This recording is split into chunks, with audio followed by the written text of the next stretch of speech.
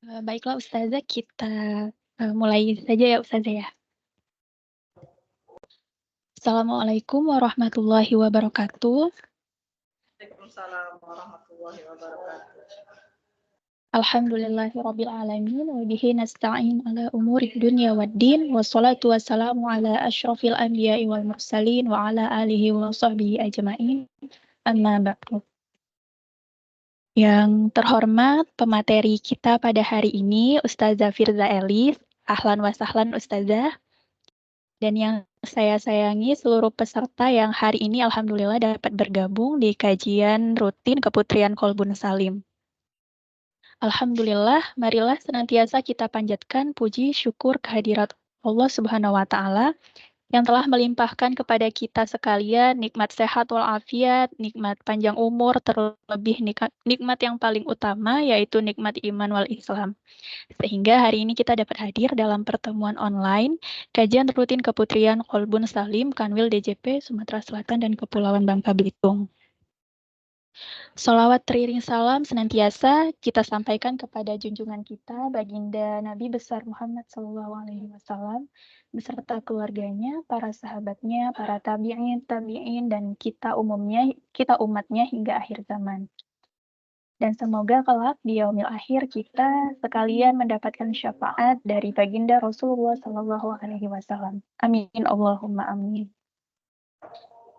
Baiklah, izinkan saya menyampaikan susunan acara pada hari ini, yaitu yang pertama pembukaan, yang kedua penyampaian materi dengan tema fikih puasa oleh Ustazah Firza Elis, yang ketiga sesi tanya jawab, yang keempat doa, dan kelima penutup. Baiklah, selanjutnya adalah pembukaan. Untuk mengharap ridho dan berkah dari Allah, marilah kita buka acara ini dengan membaca surah Al-Fatihah. Semoga kita semua yang hadir maupun yang berhalangan hadir diberikan kesehatan dan dimudahkan segala urusan. Amin. Al-Fatihah. Bismillahirrahmanirrahim. Iya.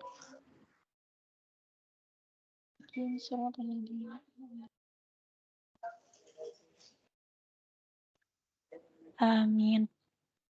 Baiklah, selanjutnya kita masuk ke acara inti, yaitu penyampaian materi dari Ustazah Firza Elis kepada Ustazah, kami persilakan.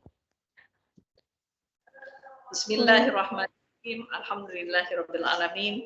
Allahumma shalli wa sallim ala sayyidina Muhammadin miftahi babi rahmatillah adada ma fi ilmillah.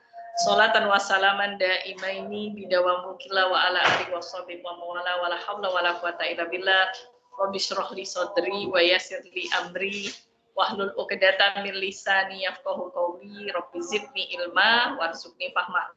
Alhamdulillah binikmatil iman wal Islam wa kafa binikmah, kita berkumpul dalam keadaan sehat walafiat, nikmat iman, nikmat Islam, nikmat taufik, kemudahan, masih dalam kajian online yang bermanfaat untuk kita, terutama tentang fikih puasa yang insya Allah tidak lama lagi kita akan merasakan bulan Ramadan tahun 1445 Hijriah. Semoga Allah berkahi kita semua, sampaikan umur kita di bulan Ramadan, dan Ramadan ini dapat dilaksanakan dengan lebih baik daripada Ramadan sebelumnya. Maka kita tambah ilmu pengetahuan kita, terutama tentang fikihnya, walaupun mungkin kita sudah puluhan tahun, puluhan kali mengalami Ramadan dalam hidup kita. Kita bahas seperti yang dibagikan, sudah ada ini ya, sudah ada catatannya. Fikih puasa atau saum dalam bahasa Arab itu berasal dari kata saum atau artinya menahan. Di dalam terminologi atau dalam bahasa artinya menahan apa? Menahan dari segala perkara yang membatalkan puasa itu sendiri dari terbit fajar. Fajarnya dalam Islam ya, bukan fajar Indonesia, sampai terbenam matahari atau waktu maghrib dengan niat tertentu. Jadi harus ada niat. Dan dasar dari wajibnya puasa bagi orang beriman adalah surah Al-Baqarah 183. Auzubillahi minasyaitonirrajim. Ya ayyuhallazina amanu kutiba alaikumus syiyam kama kutiba alal ladzina min qablikum la'allakum tattaqun. Hai orang yang beriman, diwajibkan atas kamu berpuasa sebagaimana orang-orang terdahulu kamu, supaya kamu la'allakum tattaqun. Jadi puasa itu niat dan tujuannya la'allakum tattaqun. Semoga kamu jadi orang yang bertakwa. Dan puasa juga memiliki banyak hikmah. Yang pertama adalah menahan hawa nafsu. Musuh manusia yang paling besar itu bukan setan, tapi hawa nafsu yang ada di dalam dirinya. Dan itu salah satu caranya bisa dengan puasa. Puasa tentu bukan puasa nahan lapar haus saja ya, tapi puasa itu nanti kita akan bahas nih apa yang harus kita tahan selain daripada makan minum. Kemudian mengurangi syahwat. Syahwat itu maknanya luas, jadi syahwat itu bukan hawa nafsu yang berhubungan dengan hubungan antara laki-laki dan perempuan saja, tapi syahwat itu banyak, syahwat tentang dunia, syahwat tentang harta, syahwat yang lainnya. Dan juga memberikan pelajaran, terutama bagi orang-orang yang kaya dan berkecukupan, bagaimana mereka merasakan, sudah punya empati kepada orang-orang yang kurang atau miskin, atau yang mereka itu merasakan lapar yang lebih banyak, atau tidak banyaknya pemenuhan terhadap makan minum sehari-hari, sehingga nanti apa timbulnya rasa kasih sayang kepada si fakir miskin. Karena dia merasa betapa tidak enaknya rasa lapar dan haus, atau rasa kekurangan makanan. Dan juga puasa menjaga maksiat. Bukan cuma maksiat lahir saja, tapi maksiat batin. Jadi itu makna puasa secara bahasa atau terminologi, dan juga apa manfaat puasa di dalam diri seorang mukmin, orang yang beriman. Kemudian kita bahas nih tentang syarat sah puasa. Yang pertama, syarat sah puasa adalah Islam. Jadi kalau orang di luar Islam, di luar agama Islam, boleh puasa? Boleh. Tapi tadi dia tidak memenuhi syarat sah. Jadi dia hanya mendapatkan manfaat secara kesehatan mungkin. Karena puasa itu mengistirahatkan tubuh, terutama usus, daripada bekerja. Karena ada makanan-makanan tuh yang harus dicerna dengan waktu tertentu. Jadi selama Anda Islam, maka Anda sah berpuasa. Yang kedua, syarat sah puasa adalah berakal. Walaupun anak kecil atau tamyiz, dia belum akil balik, tapi dia berakal, dia boleh atau sah puasanya. Walaupun nanti pahala puasanya bukan untuk si anak, karena anak itu tidak punya kewajiban. Tetapi untuk orang tuanya, mungkin ibunya dulu hamil atau menyusui, sehingga beberapa puasa dari si ibu tadi, sampai sekarang pun masih ada yang berhutang atau kurang. Dan yang ketiga, bersih dari haid dan nifas. Jadi haid dan nifas itu adalah yang terjadi pada wanita ketika wanita itu terkena haid di jam berapapun, mau jam 12 siang, mau jam 3 sore, mau jam 5 sore, begitu keluar darah haid, maka otomatis puasanya sudah batal. Bagaimana pahalanya? Ya tentu dari pagi sampai sore atau siang itu dia masih mendapatkan pahala puasa. Kenapa? Karena dia sudah berusaha menjaga dirinya selain makan minum, dia juga menjaga dari hal-hal yang dilarang ketika seseorang itu dalam keadaan puasa. Dan nifas. Nifas itu terjadi pada wanita setelah melahirkan. Jadi saat atau sebentar atau beberapa hari ketika wanita mengalami haid dan nifas, maka dia otomatis tidak sah berpuasa. Nanti ada hitungannya, dia boleh mengkodok hari puasa yang ditinggalkan di bulan Ramadan dengan hari-hari yang lain.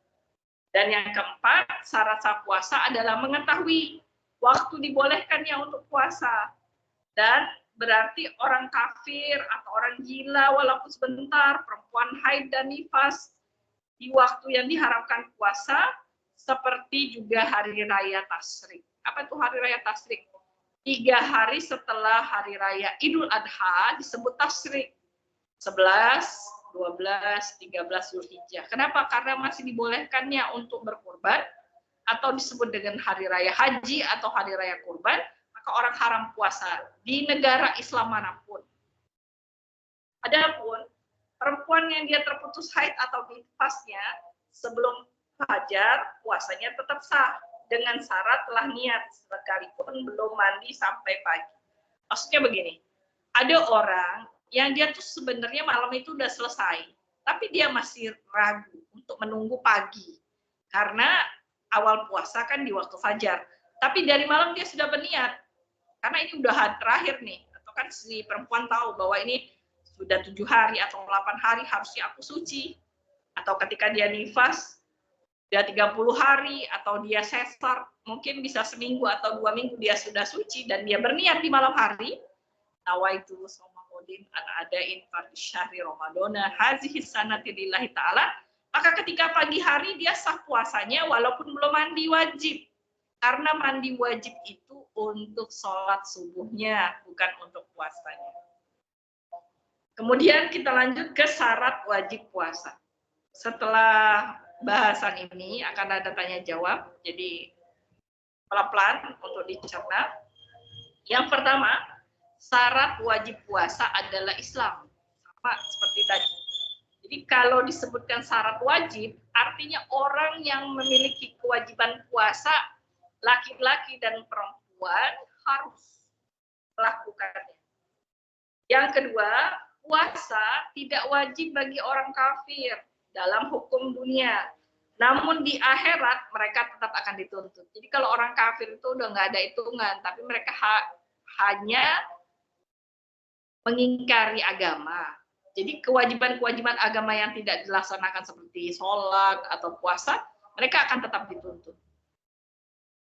Dan azab karena meninggalkan puasa selain diazab karena kekafirannya. Jadi orang kafir itu akan diazab bukan cuma karena dia kafir, bukan Islam atau non-Muslim, tapi dia akan diazab dengan semua kewajiban yang seharusnya. Ustazah, kenapa Allah ciptakan banyak agama? Ya karena Allah berhak untuk melakukan itu. Mudah kan bagi Allah untuk mengislamkan semua agama, semua orang yang ada di dunia ini, tetapi Allah memberikan pilihan. Jadi begitu bayi itu lahir, dia semuanya dalam keadaan suci. Yang menjadikan dia seorang Muslim, atau dia seorang Nasrani, atau dia seorang Majusi adalah orang tuanya. Dan juga ketetapan Allah. Sedangkan orang murtad tetap wajib puasa dan mengkodok kewajiban-kewajiban yang ditinggalkan selama murtad. Murtad itu apa? Murtad itu orang Islam, Muslim, kemudian dia menjadi kafir. Mungkin dia 2 tahun kafir, kemudian dia Muslim kembali, dia sadar bahwa Islam adalah agama yang benar, yang harus dia yakini dan kembali kepada Islam. Maka selama 2 tahun dia meninggalkan sholat 5 waktu, dia meninggalkan 2 kali puasa Ramadan. Setelah dia kembali ke Islam lagi, maka 2 tahun puasa Ramadan, yang 1 tahunnya 1 bulan, itu harus dia kodok atau dia ganti. Yang ketiga, mukallaf. Mukallaf itu apa? Orang yang balik, dan baliknya tuh berakal ya. Jadi apa sih? Ustazah, orang yang berakal itu, dia tidak gila, dia tidak terkena gangguan mental, atau ada anak tuh sekarang tuh anak yang berkebutuhan khusus yang dia tidak tahu kewajiban walaupun umurnya udah 15 tahun, baik laki-laki atau perempuan. Maka anak-anak seperti ini boleh diajarkan puasa tapi tidak wajib bagi mereka. Jadi orang tuanya mengajarkan dia puasa, kasih tahu dia ini adalah bulan suci Ramadan dan seharusnya kita menahan untuk tidak makan, tidak minum dan menjaga diri kita dari hal yang membatalkan puasa dari waktu subuh sampai azan maghrib dengan hal begini. Itu boleh. Dipaksakan tidak bisa. Atau juga ada orang gila. Orang gila itu tidak wajib puasa ya. Jadi gilanya itu benar-benar dia lupa dengan dirinya. Maaf, bahkan lupa berpakaian, lupa punya tempat tinggal, lupa di mana keluarganya. Maka orang ini benar-benar tidak wajib puasa. Namun, orang tua wajib menyuruh anaknya berpuasa pada usia 7 tahun seperti sholat, jika telah dan wajib memukulnya jika meninggalkan puasa pada usia 10 tahun. Memukul itu bukan menyakiti, tetapi memberikan peringatan yang lebih keras.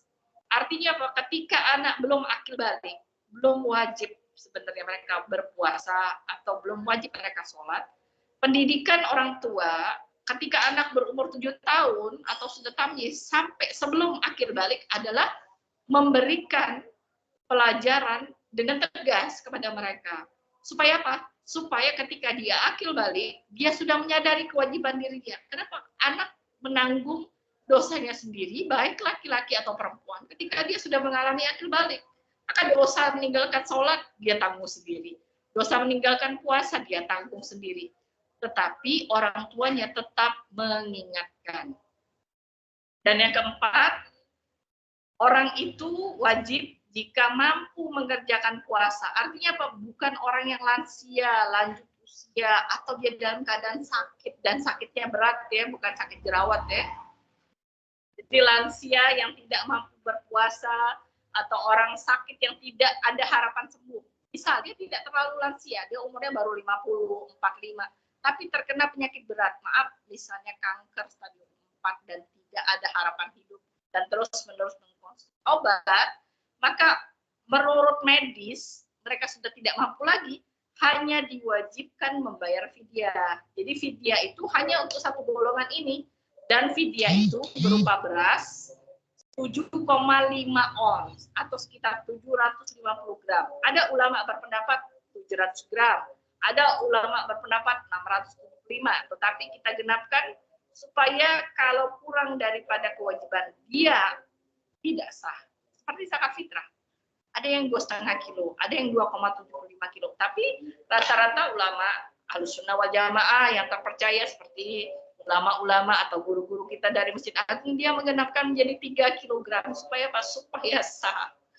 Dan kalau lebih sedikit banyak itu akan menjadi sedekah. Jadi fidyah itu berupa 1 mud makanan pokok atau beras yang kira-kira 1 mud itu 700 atau 750 gram beras. Beras ya, bukan makanan yang dimasak, bukan nasi bungkus. Ustazah gimana nih kalau sebelumnya saya tidak tahu? Semuanya dimaafkan yang tidak tahu. Ibu hamil dan menyusui, dia terkena 2. Dia wajib kodok puasanya, dia cicil di bulan yang dia mampu, atau dia cicil sambil puasa sunnah Senin Kemis, dan dia tetap juga bayar fidyahnya. Dan yang kelima, orang yang wajib puasa adalah orang yang mukim. Mukim itu apa? Menetap. Bukan mukallaf atau bukan musafir. Musafir itu apa? Orang yang berjalan lebih dari 82 km atau 2 marhala itu disebut musafir.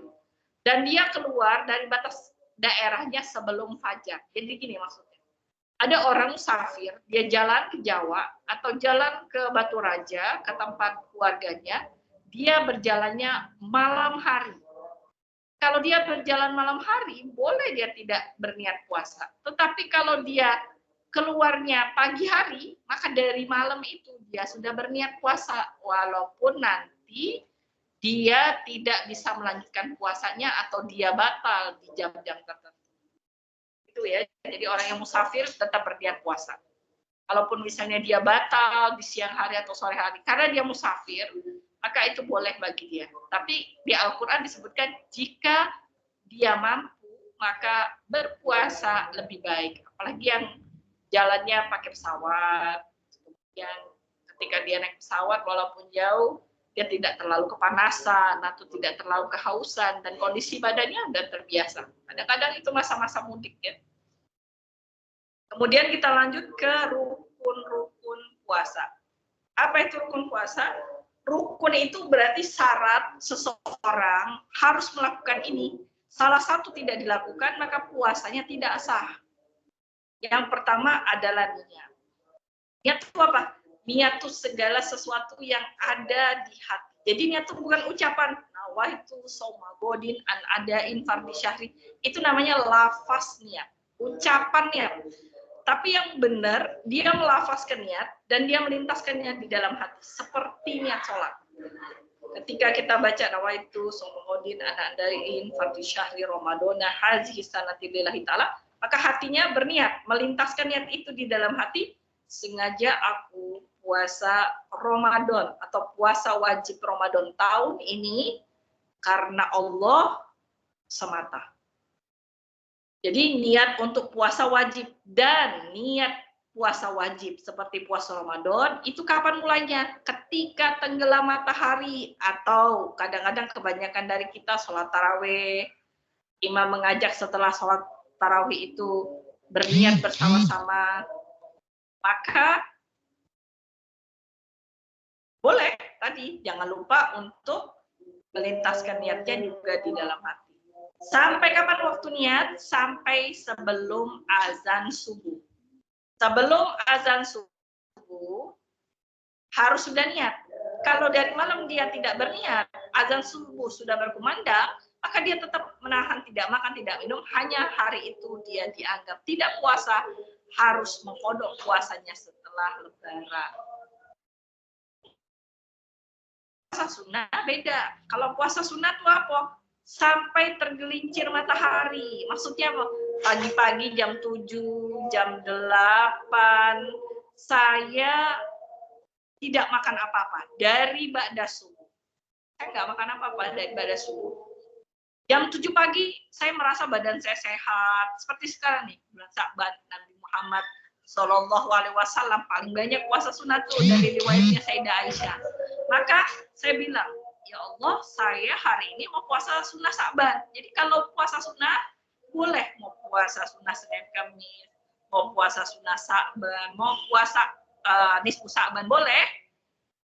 Walaupun niatnya di pagi hari, jam 7 pagi, jam 8 pagi, jam 10, sebelum zawal, sebelum zuhur, selama dari ba'da subuh, dari azan subuh berkumandang, sampai ke waktu itu tidak atau belum makan apa-apa. Jadi niat puasa sunnah itu boleh sampai sebelum waktu zuhur dengan syarat satu, diniatkan sebelum masuk waktu zuhur. Jadi tadi niat jam 7, jam 9 itu boleh. Dan yang kedua, dia tidak mengerjakan segala hal yang membatalkan puasa, tidak makan, tidak minum, dan yang lain-lainnya sebelum dia berniat itu. Niat puasa Ramadan yang sempurna ini ada sebutkan nawaitu soma godin an adain fardi syahri Ramadana hazihi sanati lillahi ta'ala. Saya berniat mengerjakan kewajiban puasa bulan Ramadan esok hari pada tahun ini karena Allah semata. Yang kedua, rukun puasa adalah menghindari perkara yang bisa membatalkan puasa kecuali lupa atau dipaksa. Maaf, ada orang yang dia mu'alaf, kemudian keluarganya nggak suka dia masuk Islam, kemudian dia dipaksa makan, maka dia tidak batal puasa kalau dia tidak berniat untuk membatalkan puasa.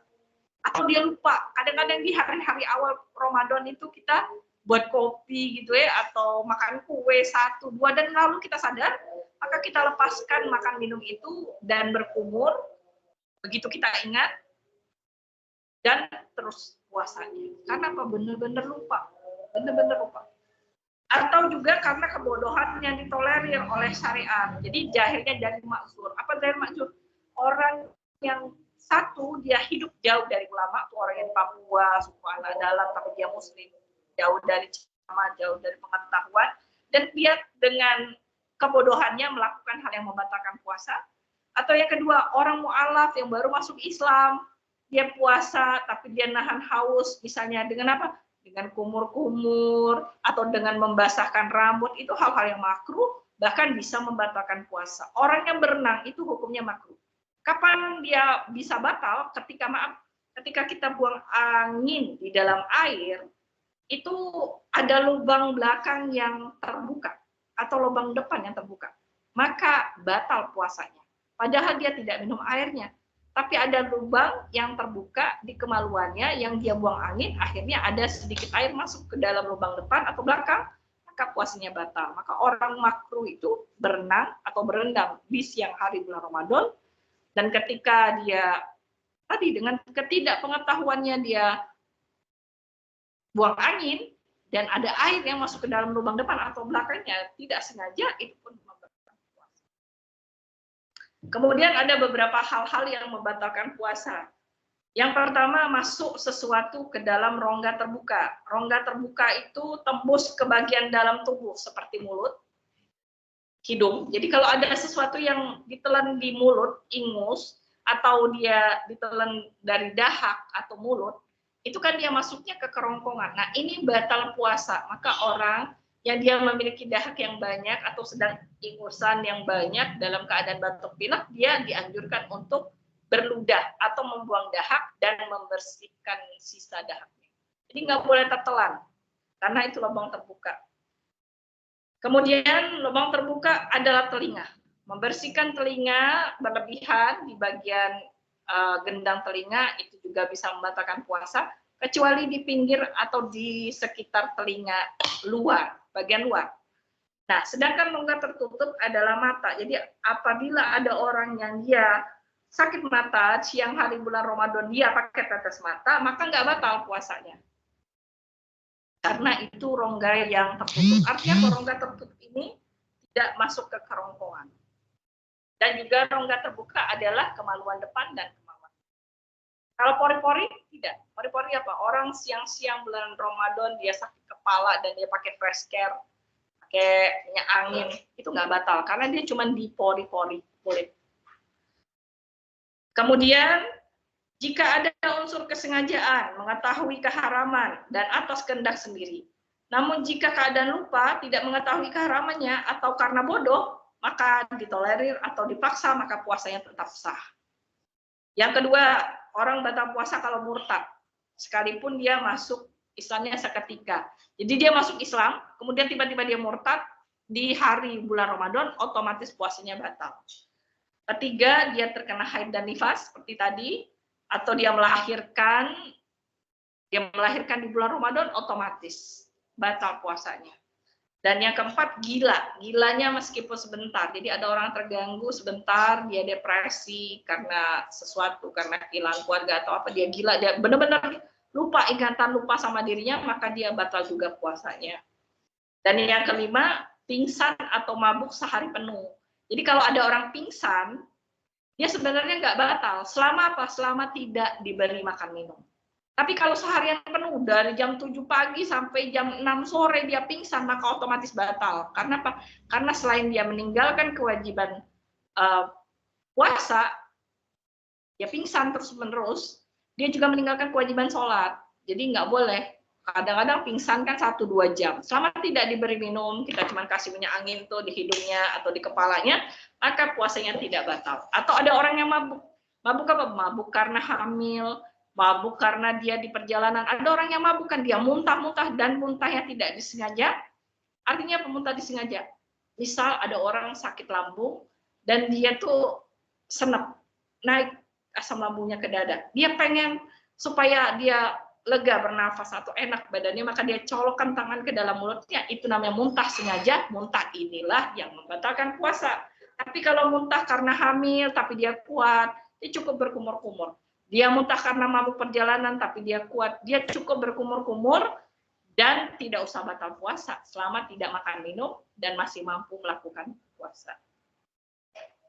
Yang keenam, bersetubuh dengan sengaja atau mengetahui keharamannya, haram, suami istri ya.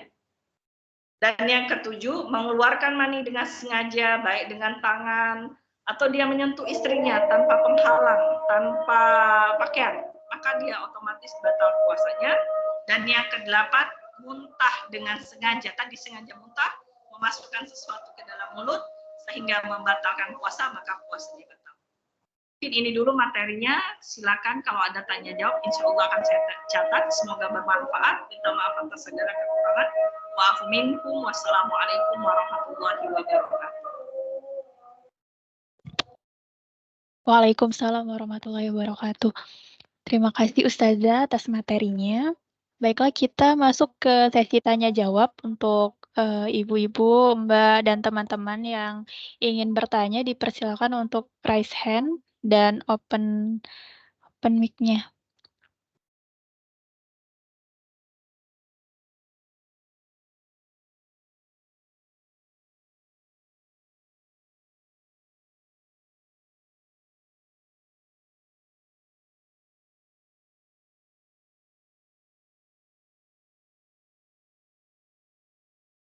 Ada yang ingin bertanya, Mbak?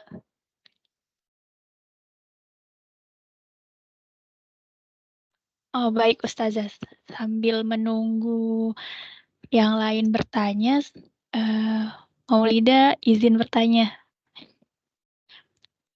Kalau misalnya bayar kodok puasa tapi udah lewat Ramadan itu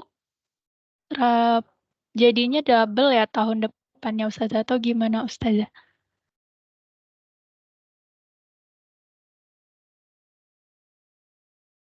Dicatat dulu ya Ustazah ya.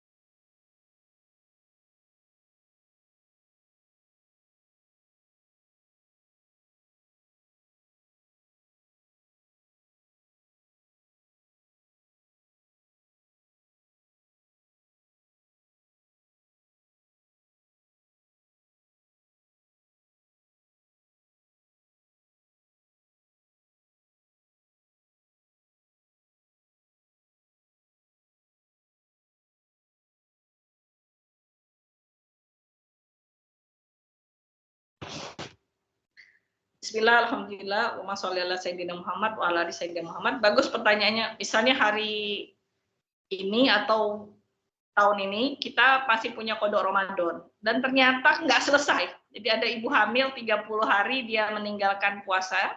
Tadi dia kan punya kewajiban mengkodok tetap dan juga bayar fidyah. Tapi ternyata mungkin dia baru bayar 20 hari. Dan Ramadan yang tahun ini udah mau datang kan, 2 hari dia udah nggak sempat lagi, 2 hari sebelum 1 Ramadan dia sudah tidak punya waktu lagi. Bagaimana? Dia masih punya utang 10 hari. Dia tetap bayar utang yang 10 harinya tetap, tetapi karena lewat 2 Ramadan, maka dia bayar 10 hari dengan puasa tetap, tapi 10 hari itu nanti ditambah hukuman kafarat namanya, 10 kali 700 gram beras tadi fidyahnya. 700 gram kali 10 hari, 7 kilo. Jadi dia 10 harinya tetap, dia bayar tetap karena dia kurang 10 kan. Dan dia tambah lagi dengan fidyah dari 10 hari yang terlambat itu jadi 7 kilogram beras. Orang yang karena haid juga, ada yang dia haid mungkin agak lama 11 hari, 12 hari. Ternyata dia punya penyakit lambung yang parah, dia baru cicil, ternyata baru seminggu. Dan tidak ada waktu lagi nih. Makanya Sya'ban ini adalah waktu untuk membayar kodok Ramadan perempuan. Karena apa? Sebenarnya kita tuh bisa sih, karena 11 bulan kan yang dikasih kesempatan, dan jangan sampai lewat dari Ramadan selanjutnya. Kecuali ibu itu misalnya dia habis hamil, dia menyusui terus dia hamil lagi, wah itu nanti hitungannya beda ya, dobelnya beda. Yang dobelnya itu adalah fidyahnya, tetapi hari-hari di bulan Ramadan tetap sesuai dengan berapa dia hutang dan berapa dia kurang dalam membayarnya. Pertanyaan lagi? 2 atau 3 pertanyaan baru dijawab ya. Bagusnya. Iya, baik siap. Terima kasih Ustazah. Kita menunggu pertanyaan dari oh ini ada pertanyaan masuk di chat Ustazah. Izin bertanya Ustazah, kalau perempuan boleh tidak iktikaf di masjid? Terus pertanyaan kedua, kalau pas puasa tapi ada gibahin orang, pahala puasanya jadi berkurang atau gimana ya Ustazah? 2 pertanyaan jadi ini. Ada lagi teman-teman yang ingin bertanya?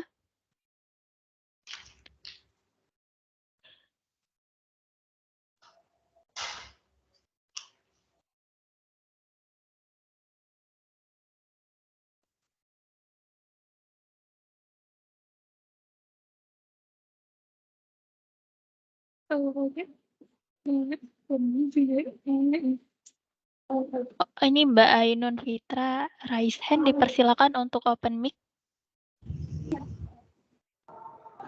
Mohon izin, apakah suara saya sudah terdengar? Iya, terdengar. Iya. Assalamualaikum warahmatullahi wabarakatuh. Mohon izin Ustazah, saya ingin bertanya terkait haid sebenarnya. Sebenarnya yang barangkali masih agak meragukan itu terkait kalau batas haid kita bersih atau sucinya itu Ustazah. Kadang kalau saya pribadi misalnya beberapa bulan atau waktu terakhir itu misal hari pertama haid gitu ya, terus dalam satu hari itu nggak langsung banyak gitu, istilahnya ada jeda, terus kemudian bisa jadi entah sore atau malamnya atau mungkin besoknya. Jadi di rentang waktu tersebut itu kadangkala itu nggak langsung banyak. Nah, kadang yang jadi hal yang meragukan itu apakah di tengah-tengah waktu tersebut itu mungkin bisa dikatakan sebenarnya suci atau bisa mandi wajib, seperti apa? Mohon penjelasan dan pencerahannya. Terima kasih, jazakallah khair.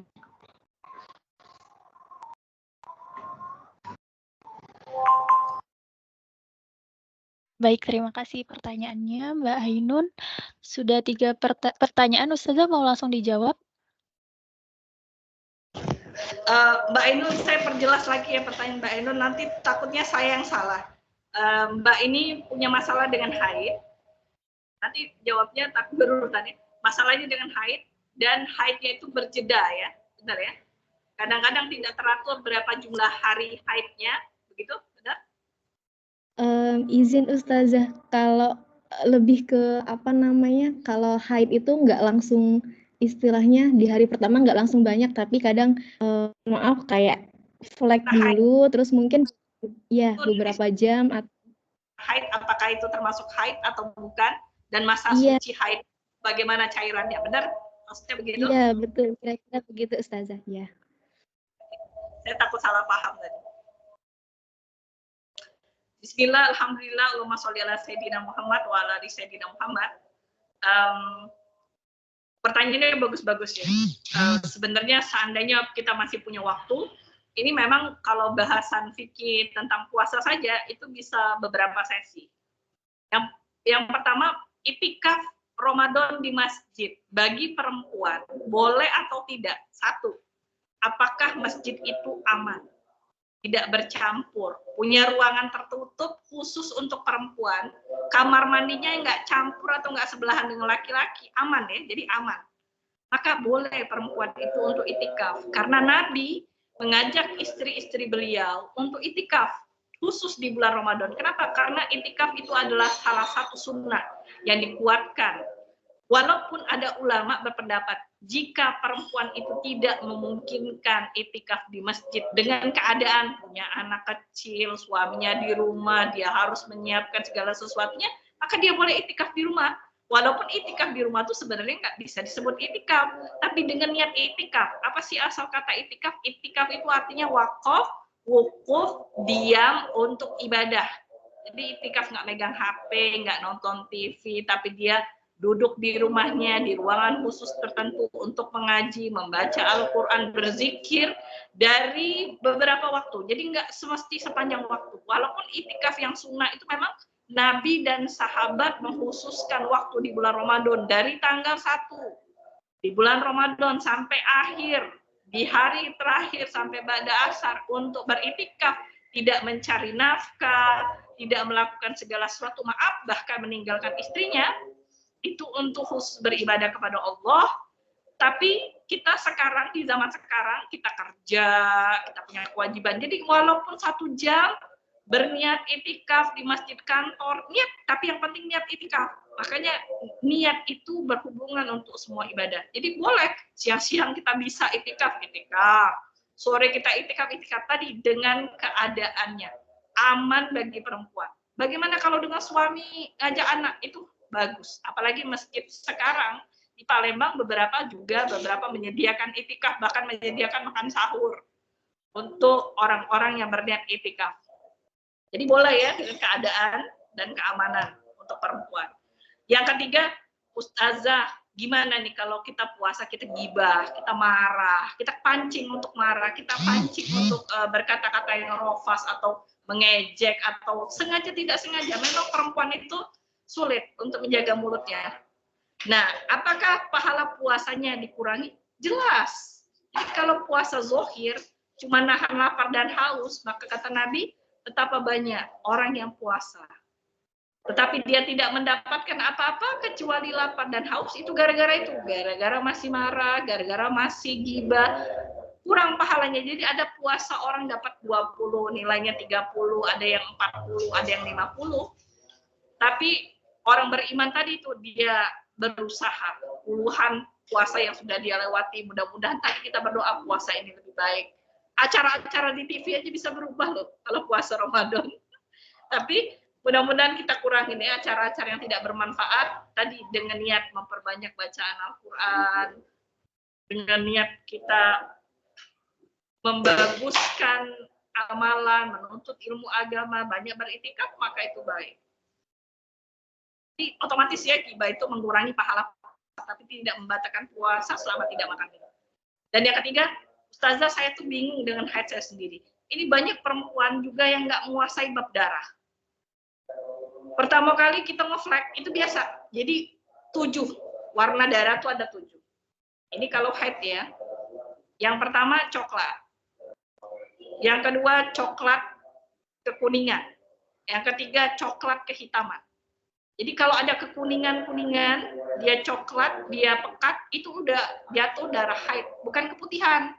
Keputihan itu kalau di masa luar haid. Kemudian merah, warna pink, hitam, putih keruh, itu masih haid. Kapan perempuan itu tidak terkena haid atau dia yakin bahwa dia suci dari haid dan harus mandi wajib? Ketika cairannya seperti ingus. Coba bayangin ingus. Jernih, putih. Kadang-kadang wanita masih memaksain, oh Ustazah ini 8 hari saya udah punya utang 9 hari ini saya maksa. Mandi, selesai dia mandi, segaris ada kuning, pekat, itu sama dengan darah haid. Karena kekuningan di masa haid adalah haid. Belum suci. Tapi kekuningan di luar haid itu keputihan. Hukumnya keputihan. Masih wajib sholat. Jadi bab darah itu penting ya. Bukan cuma dipelajari oleh perempuan, tapi dipelajari oleh suami atau calon suami. Kenapa? Itu juga masa tidak boleh bercampur. Jadi ya mungkin ada bahasan khusus lain tentang fikih puasa. Masih ada waktu, silakan kita tanya jawab lagi.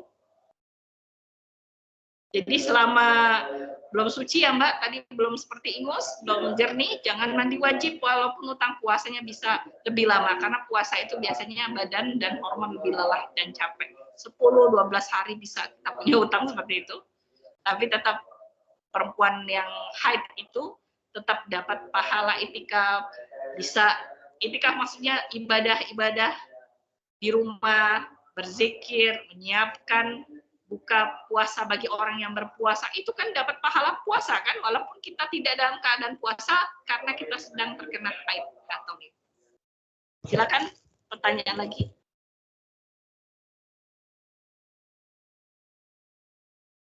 Dipersilakan Ibu, Mbak, dan teman-teman jika ada yang masih ingin bertanya. Boleh raise hand atau lewat chat juga boleh.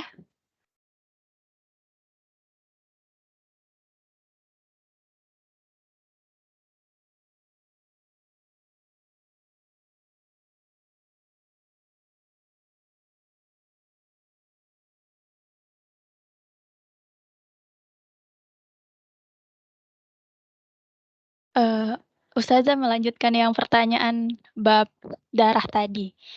Kalau misalnya yang awalnya ada awal haid bukan akhir haid. Awal haid muncul kayak flek darah sekali, tapi habis itu setelah 24 jam ternyata dia nggak muncul lagi. Itu termasuk haid untuk batalin sholat atau batalin puasa atau tidak, Ustazah? Terima kasih, Ustazah.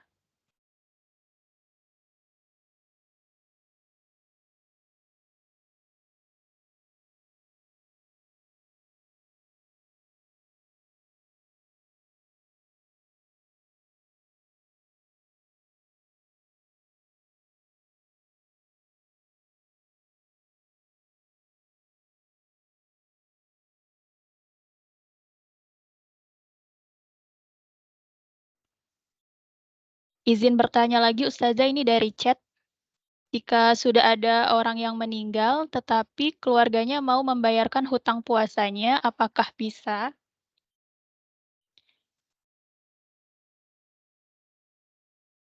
Pertanyaan satu lagi nih Ustazah di chat. Jika ada yang haidnya terus-terusan, jedanya hanya 3 sampai dengan 5 hari aja, bersihnya itu gimana Ustazah? Apakah itu masih darah haid atau bukan?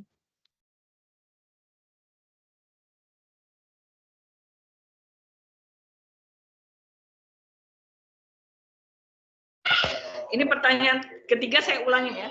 Haidnya terus-terusan, suci cuma 5 hari. Benar? Iya Ustazah, jedanya hanya 3 sampai dengan 5 hari. Ya. Oke. Bismillah, alhamdulillah, Allahumma sholli ala Sayyidina Muhammad wa ala ali Sayyidina Muhammad. Ini pertanyaan bagus nih. Ustazah, misalnya ini masa saya haid memang. Tetapi saya ngeflag satu kali zuhur, misalnya zuhur nih. Apakah saya harus menunggu? Menunggu. Jangan langsung batal puasa. Kadang-kadang itu pengantar, bukan haid. Haid itu minimalnya 1 hari 1 malam. Misalnya zuhur, saya jangan batal puasa, tapi saya tetap menunggu. Karena apa? Karena nanti ada hubungannya dengan sholat ya. Ini keluar zuhur nih, ngeflag. Tapi saya nggak boleh sholat zuhur. Saya tidak sholat asar, saya tidak sholat maghrib, saya tidak sholat isya. Ternyata bersih sampai menjelang subuh. Saya terkena istihazo atau penyakit. Karena minimal haid itu kan 1 hari 1 malam. Jadi kalau zuhur ini ngeflag, zuhur besok ngeflag, atau subuhnya ngeflag, artinya saya terkena haid. Paham? Jadi gimana puasanya? Puasanya kalau dia sampai maghrib, terus dia tidak kodok puasa, hanya kodok sholat. Ya, karena dia itu namanya istihazoh atau darah penyakit. Nah, ini berhubungan dengan yang pertanyaan ketiga. Haid terus-menerus itu nggak ada. Kalau minimal haid itu 1 hari 1 malam, maksimal haid 15 hari 15 malam. Maaf, kadang perempuan itu dia berubah hormon, dia pakai suntik KB, dia terkena penyakit di kemaluannya atau infeksi, bisa terjadi haid terus-menerus. Bagaimana hukumnya? Dia tahu ini haid saya atau istihazo bagi saya.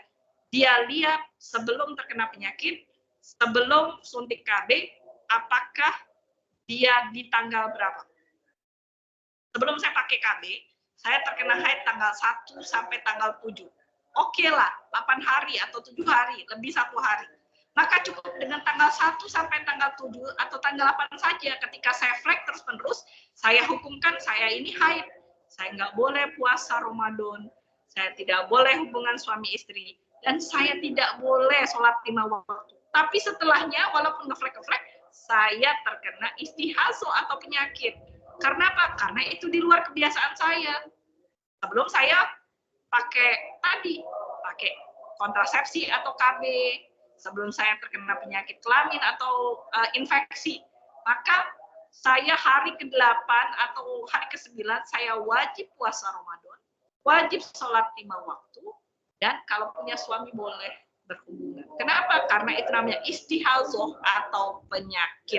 Jadi perempuan sendiri itu bermasalah loh dengan darah istihazoh atau darah haid atau yang lain-lainnya. Maka dia harus lebih belajar lagi karena itu berhubungan dengan sholatnya, dengan kodok-kodok sholatnya, dan dengan kewajibannya, terutama kewajiban puasa Ramadan. Paham?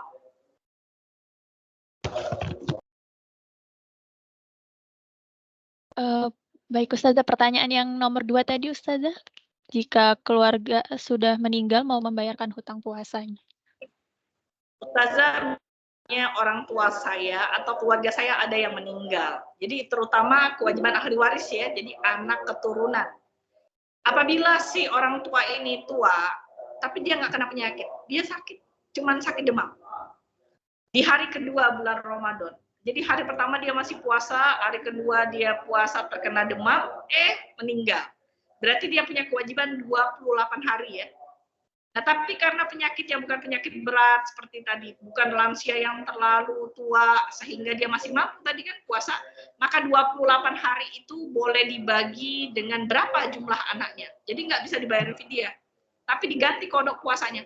Mungkin dia punya anak 4, maka 28 hari dibagi 4 anak, 7 hari 1 anak. Nah, itulah kewajiban ahli waris. Selain membayarkan hutang dunia, hutang uang, juga dia boleh membayar puasa Ramadan, bahkan wajib. Karena orang tua tuh kadang ada nazar, itu juga wajib. Atau misalnya dia ada hutang janji, selama ada tulisannya, selama ada buktinya, maka itu juga kewajiban dari ahli waris. Paham?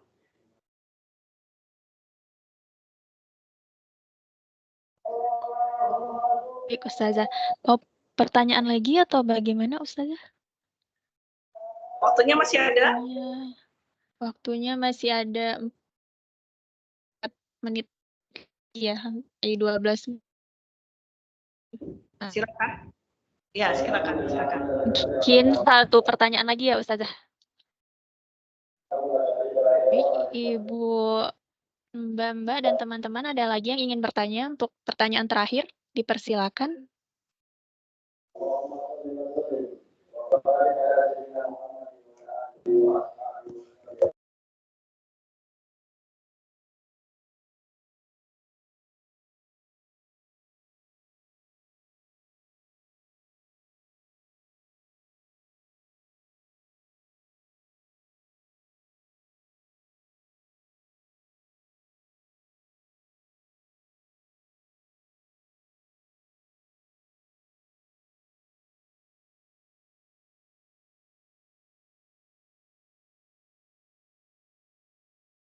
Sepertinya tidak ada lagi, Ustazah, pertanyaan.